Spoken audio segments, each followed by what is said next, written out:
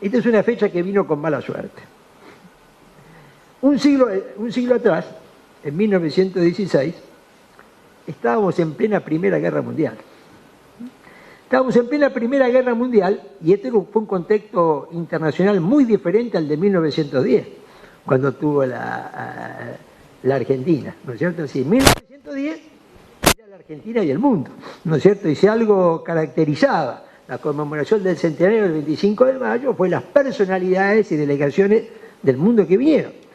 En plena Guerra Mundial, en 1916, la navegación transatlántica estaba prácticamente interrumpida por los submarinos alemanes que ya existían en ese, ¿no es cierto?, en ese momento. Esto hizo que fuera una, ¿no es cierto?, una conmemoración muy reducida la que hubo. En un momento político también complejo, porque era la transición de Victorino de la Plaza a Irigoyen. Fíjense que el 2 de abril había sido la elección presidencial y el 12 de octubre, y entonces quedaba... Esto, digamos, fue una fecha que no tuvo el brillo y es comprensible. Y el sesquicentenario del 9 de julio se conmemoró el 9 de julio de 1966. 2 semanas después, un poco menos, del golpe contra IA, que ayer 28 de julio, es la conmemoración del sesquicentenario. De Villa fue un momento donde estaba, ¿no es cierto?, la interrupción del proceso constitucional, y bueno, y entonces creó un contexto donde esto también... Es decir, hoy creo que tenemos, ¿no es cierto?, en la Argentina ni tenemos una guerra mundial que justifique que no nos ocupemos, ni tampoco tenemos una interrupción constitucional que justifique que no tenga el marco, ¿no es cierto?, el marco que corresponde. Entonces, yo creo que vamos a tratar de hacer un par de comentarios, ¿no es cierto?, sobre el pasado, el presente y el futuro. No, sigo hablando de acá, me parece. Está bien. Bueno, entonces, yo diría que de 1816 hay muchas cosas, ¿no es cierto?, que se pueden decir. Yo no lo voy a exponer acá, pero a mí siempre, cuando voy a una conmemoración, me gusta investigar un tema, dar una perspectiva diferente. El tema, voy a tocar muy realmente, que investigué el año pasado del Congreso de Tucumán y que, un tema que es el proyecto del Rey Inca. Una de las primeras resoluciones del Congreso de Tucumán, votada por unanimidad, es el tema de la monarquía inca. Esto la historiografía posterior trató de, digamos, de diluirlo, en la medida en que rompía un poco todo el planteo ideológico. Además, San Martín y Belgrano propugnando una monarquía, ¿no es cierto?, en ese momento.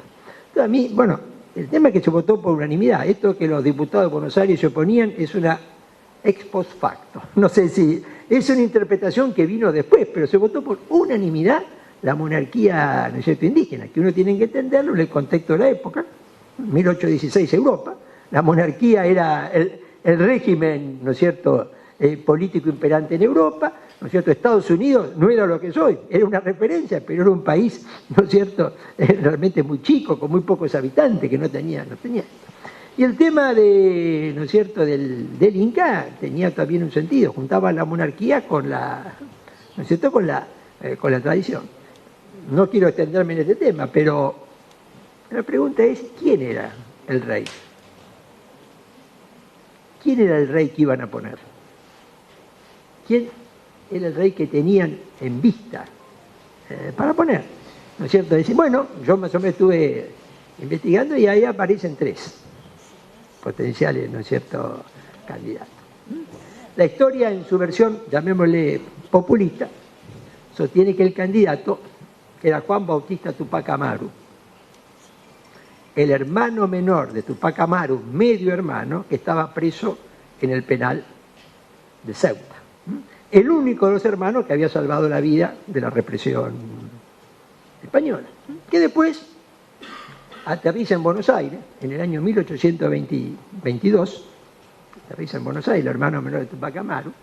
Es otro tema que también me gustó, ¿no es cierto?, investigar, porque en el penal de Ceuta va a caer también Juan Bautista Sopardo, el jefe de una primera escuadra.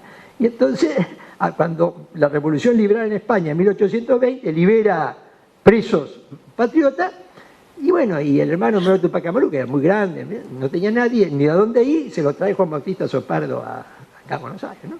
Y entonces, claro, si yo con un remate de documento encontré un documento firmado por Rivadavia, donde Rivadavia le daba a Juan Bautista Tupac Amaru una pensión, firmado en 1823, que era el ministro de Gobierno Martín Rodríguez, a cambio de que escribiera sus memorias.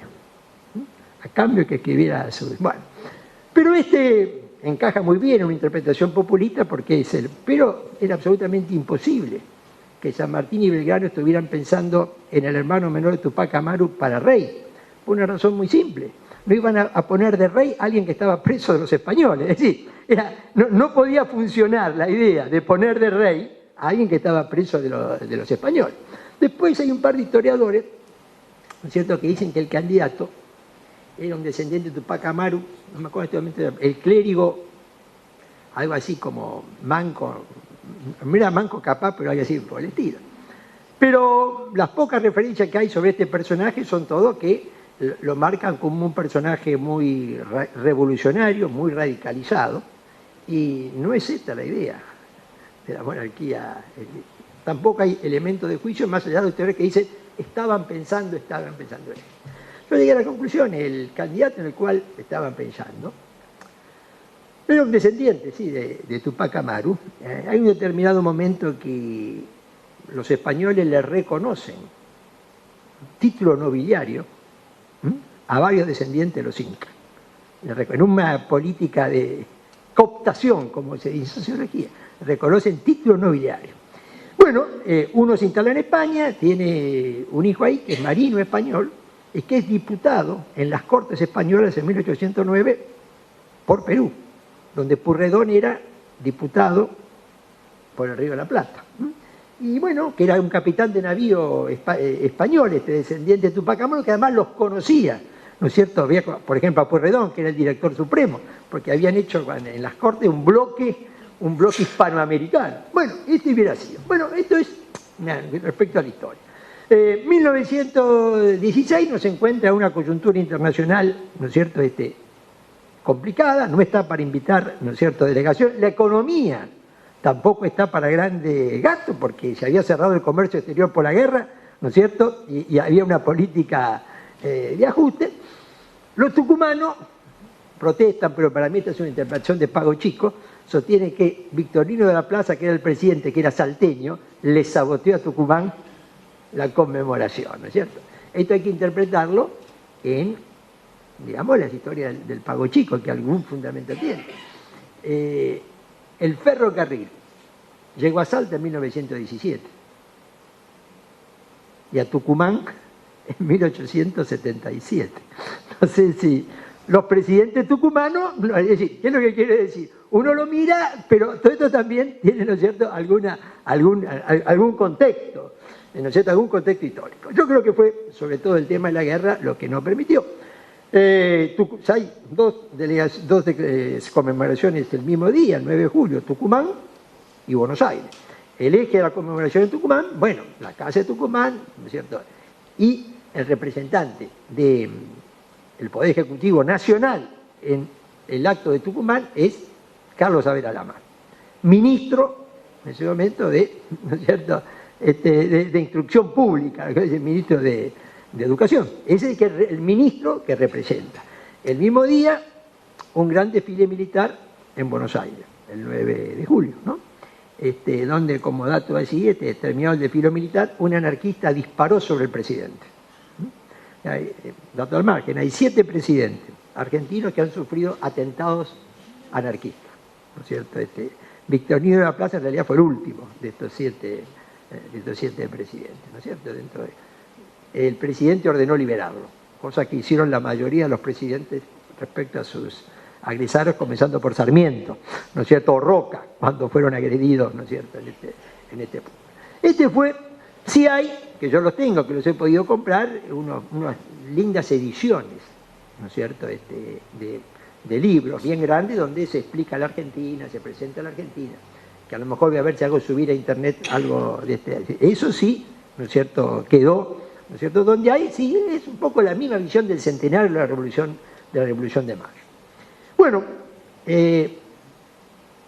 2016. ¿En qué estamos? Bueno, al día de hoy estamos a la deriva. Yo el 2 de enero publiqué una nota en el diario El Cronista, se la mandé a Guillermo, planteando este tema, la conmemoración del bicentenario. ¿Cuál fue mi...? Porque uno cuando quiere empujar algo siempre tiene que tratar de encontrar la asociación con intereses de la realidad del momento. Bueno, el presidente ha anunciado 3 ejes: pobreza cero, lucha contra el narcotráfico y unión nacional. Pobreza cero y lucha contra el narcotráfico son 2 ejes concretos. La unión nacional es un eje un poco abstracto. Y la conmemoración del bicentenario le da la oportunidad de plasmar en algo concreto el eje unión nacional, ¿cierto? Es decir, y me parece, ¿cierto? Es decir, donde en realidad son 2 de acción y 1 más de valores, ¿no? Es decir, pobreza cero y lucha contra el narcotráfico, el presidente planteó 2 ejes de acción. Unión nacional tiene más que ver con los valores. Entonces planteé, bueno, es decir, la conmemoración del bicentenario de independencia es la oportunidad que tiene el presidente para poder plasmar en hechos, manifestaciones, actitudes, la idea, ¿no es cierto?, de la unión nacional, ¿no? Yo ahí sugerí, y lo sigo pensando, que como se hizo, ¿no es cierto?, en los bicentenarios, ¿no es cierto?, del 16, del 1916 y el año 1910, el presidente tiene que crear una comisión nacional, para organizar, ¿no es cierto?, los acontecimientos, presidida por el presidente de la Nación. Yo sugerí, yo sé que esto es una medida polémica, pero yo la sostengo. Creo que esa comisión tiene que tener una comisión de honor integrada por todos los expresidentes constitucionales. Porque si nosotros hablamos de unión nacional, no son las personas, sino la institución. Estamos hablando realmente de unión nacional. Yo siento que voy a decir hasta Isabel Martínez Perón, que ha sido un presidente constitucional. Si nosotros realmente queremos ir a un proyecto de unidad nacional, cada uno pensará como piensa, pero el secretario ejecutivo tiene que ser el ministro del Interior, que es lo que históricamente se hacía, que es el funcionario que tiene más resortes, ¿no es cierto?, de la provincia. El ministro del Interior, el secretario de esta comisión. Y esto organizarse con 2, a lo mejor, subcomisiones, Tucumán y Capital Federal. Sería un error concentrar todo en Tucumán, ¿no es cierto? Es la independencia del país, no de la provincia. Yo acá me inclinaría por una mañana el presidente en Tucumán y una mediodía tarde ya en la ciudad de Buenos Aires. Sobre esta conmemoración hay que trabajar, ¿no es cierto?, ya sea en Tucumán acá, con los 3 ejes: el pasado, el presente y el pasado, el presente y el futuro. Yo creo que es la oportunidad para un símbolo de, llamémosle, reconciliación con las Fuerzas Armadas, un desfile militar importante por la Avenida Libertador. Esto es simbólico, pero tiene que ver con el pasado, ¿no es cierto?, y con el presente también, como además, como se hizo en 1916, esto tiene que ver también con el pasado. Creo que acá tiene que haber una fiesta, una parte de fiesta popular también, una gran noche de fuegos artificiales en Puerto Madero. Bueno, y un gran debate sobre el futuro. Y acá voy ¿no es cierto?, a otro punto, más allá de todo esto, ¿no? Un gran debate sobre el futuro. Acá hay que traer un par de pensadores extranjeros y organizar en la Biblioteca Nacional un gran debate sobre el tercer siglo de la Argentina. ¿Cuáles son el tipo de temas que yo incorporaría, ¿no es cierto?, en este debate? Y que tiene que ver con el futuro de la Argentina. Miren, para mí hay una ley que acaba de sancionar el Congreso de Estados Unidos en el mes de noviembre, que tiene una proyección global tremendamente importante. Es una ley por la cual el Congreso de Estados Unidos le reconoce el derecho de propiedad a los ciudadanos americanos y a las empresas americanas de lo que se apropien en el espacio. ¿Está claro? De lo que se apropien en el espacio. Reconoce el derecho de propiedad en los asteroides, en la Luna y en los planetas. Está todo dicho de a dónde va. Esto tiene una razón económica. Primero, ¿por qué se ha retomado la carrera espacial? Y China anunció la semana pasada que el 2020 aterriza su primera misión tripulada en Marte. Porque la carrera espacial hoy tiene el sentido económico que no tenía en los años 60. La tecnología hoy permite la explotación económica de minerales en los planetas. Y esto ha tomado una dimensión diferente. En realidad esta ley, ¿para quién la necesitaba Estados Unidos? Es decir, y es curioso porque son cosas diferentes. ¿Sí? Esa ley no asigna soberanía, asigna propiedad. Pero lo de la soberanía va a venir también. ¿Sí? Acá nos va a encontrar, ¿no es cierto? Pero lo de la propiedad tenía que ver con una necesidad. Era dar seguridad jurídica a la inversión privada en la carrera espacial. Es decir, para que la inversión privada entre en la carrera espacial, había que darle, ¿no es cierto?, seguridad. Esto para mí es muy importante porque nos plantea una dimensión, ¿no es cierto? Hasta ahora la carrera espacial estaba más planteada como una carrera por el prestigio, en la época de la Guerra Fría. Ahora tiene una dimensión mucho más parecida al colonialismo del siglo XV, siglo XVI, en la apropiación de los recursos. Vengo para atrás, en esta misma línea. Yo creo otros temas de futuro que tenemos que incorporar un país como la Argentina. Ya hace 3 años que China ha empezado con la construcción de islas artificiales en el mar del sur de Asia. Uno mira el mapa y el territorio está todo asignado. Lo que no esté asignado es el mar. No sé si el mar, 200 millas, 300 millas, ¿no? Está asignado. El punto es que ellos construyen islas artificiales, lo tienen como 6, en el mar del sur de Asia, a partir de la cual establecen la soberanía marítima. No sé si construyen una isla artificial, le ponen una base, le ponen una pista de aterrizaje, le ponen un puerto y a partir de eso reclaman la soberanía alrededor de la isla artificial. Esto genera conflictos con Filipinas, con Vietnam, con Singapur, pero China avanza, porque en la perspectiva de largo plazo, ¿no es cierto?, ellos lo que ven es que la distribución del mar se viene, así como viene la distribución, ¿no es cierto?, del espacio, viene la distribución. Y cuando uno mira el mapa, ¿no es cierto?, fuera de la soberanía nacional se encuentran 3/4 partes del globo, si uno toma el mar, porque la parte del mar que tiene soberanía es muy chiquita. Todo esto viene en función de una carrera que hoy, digamos, la baja del petróleo disimula un poco la significación, ¿no es cierto? Pero, ¿cuál es el punto? Vamos hacia la asignación de soberanía sobre los espacios marítimos en dimensiones nuevas. El Ártico. Y el Ártico, esto también ya ha pasado.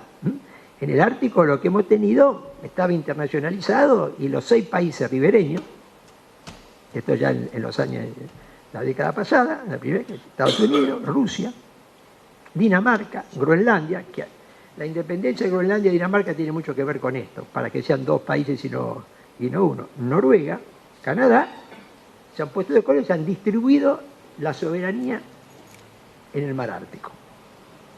Se han distribuido y ya han empezado la prospección, ¿no es cierto?, hidrocarburífera, que hoy es prospección, porque con estos precios pero en este punto, ¿no es cierto? Y de esto vinculado a una decisión de Obama que ha sido muy importante, es autorizar la extracción de petróleo en Alaska. No sé si está claro.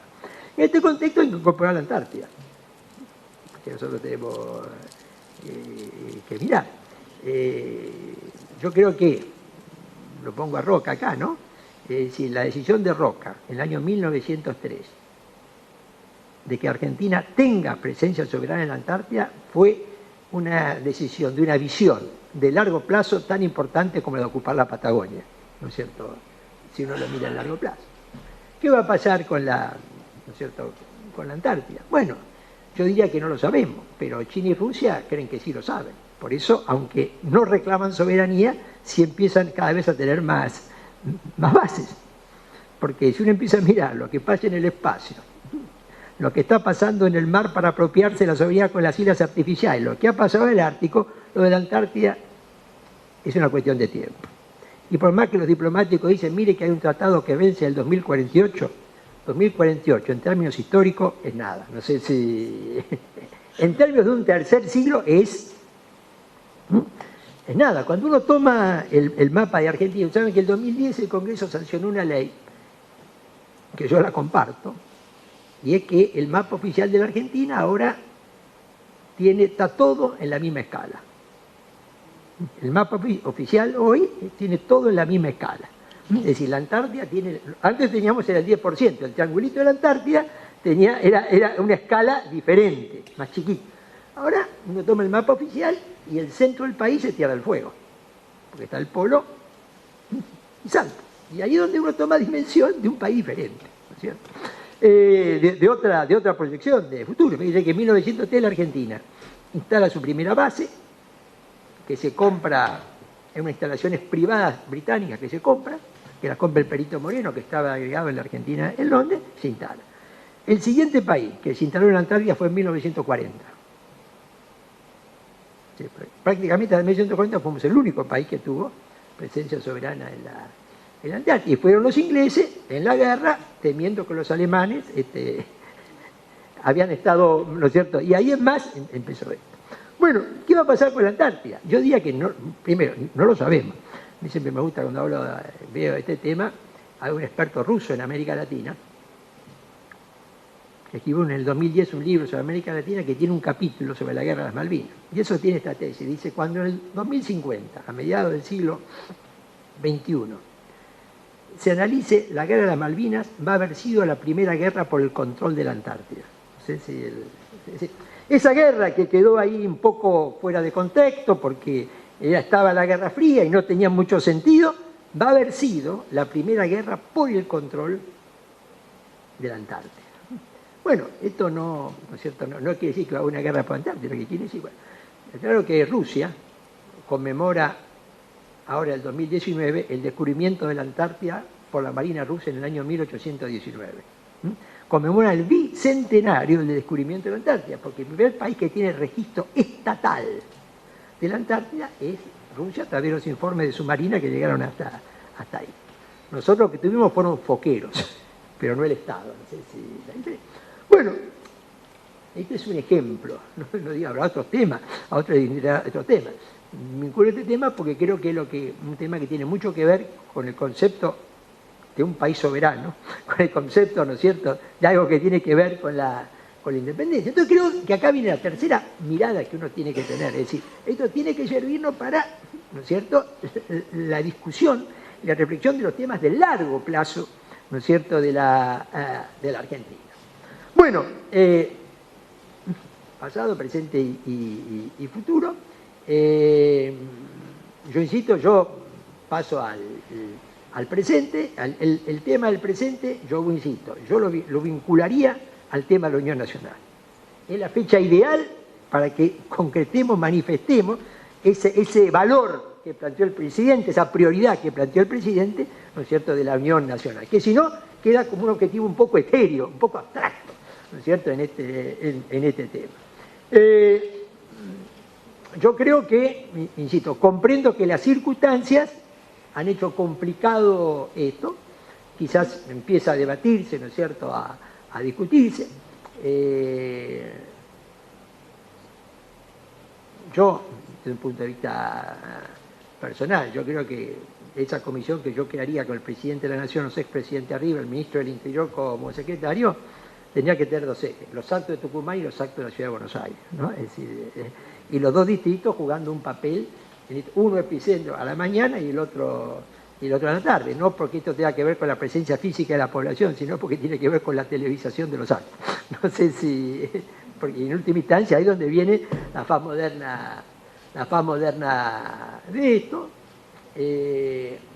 Algunas cosas se han empezado a discutir, ¿no es cierto?, otras cosas, pero me parece que este es básicamente el punto. Y acá es donde, insisto, yo creo que el papel del club como sociedad civil, ¿no es cierto?, es importante. Me gustaría, no voy a leer mucho, pero Borges tiene un muy lindo poema por el sesquicentenario del 9 de julio. Si Borges eso lo tenía bastante, tanto el sesquicentenario del 25 de mayo como el sesquicentenario del 9 de julio, sobre los dos sesquicentenarios Borges escribió varios poemas respecto a este. ¿No es cierto? Yo creo que hay un poema, ¿no es cierto?, que él lo publica en su libro El otro el mismo, de 1964, que se llama Oda, escrita en 1966. Es decir, lo publica en un libro del 64 y ya está pensando, ¿no es cierto?, en el Borges en el 66. Es un poema medio, ¿no es cierto?, medio largo, pero... No, medio largo. Después yo te lo voy a dar completo para el sitio de... Nadie es la patria, ni siquiera el jinete que alto en el alba de una plaza desierta rige un corcel de bronce por el tiempo, ni los otros que miran desde el mármol, ni los que prodigaron su bélica ceniza por los campos de América, o dejaron un verso o una hazaña, o la memoria de una vida cabal en el justo ejercicio de los días. Nadie es la patria, ni siquiera los símbolos. Nadie es la patria, ni siquiera el tiempo, cargado de batallas, de espadas y de éxodos. Y es la lenta población de las regiones, que inician con la aurora y el ocaso, y de rostros que van envejeciendo, en los espejos que se empañan, y en sufridas agonías anónimas, que duran hasta el alba, y en la telaraña de la lluvia sobre negros jardines. La patria, amigos, es un acto perpetuo, como es perpetuo el mundo. Si el eterno espectador dejara de soñarnos un solo instante, nos fulminaría. Blanco y brusco relámpago, su olvido. Nadie es la patria, pero todos debemos ser dignos del antiguo juramento que prestaron aquellos caballeros, de ser lo que ignoraban, argentinos, de ser lo que sentían por el hecho de haber jurado en esa vieja casa. Somos el porvenir de esos varones, la justificación de aquellos muertos. Nuestro deber es la gloriosa carga que a nuestra sombra llegan estas sombras, que debemos salvar. Nadie es la patria, pero todos lo somos. Arde en mi pecho y en el vuestro incesante este límpido fuego misterioso. Muchas gracias. Bueno, naturalmente ha sido una exposición muy lúcida y además muy emotiva. De manera que yo le quiero agradecer en nombre de todos ustedes y del Club del Progreso a Rosendo este acto. Y los invito el próximo jueves, que continúa este ciclo de camino hacia el Bicentenario, con la presencia de Vicente Mazón. Muchas gracias.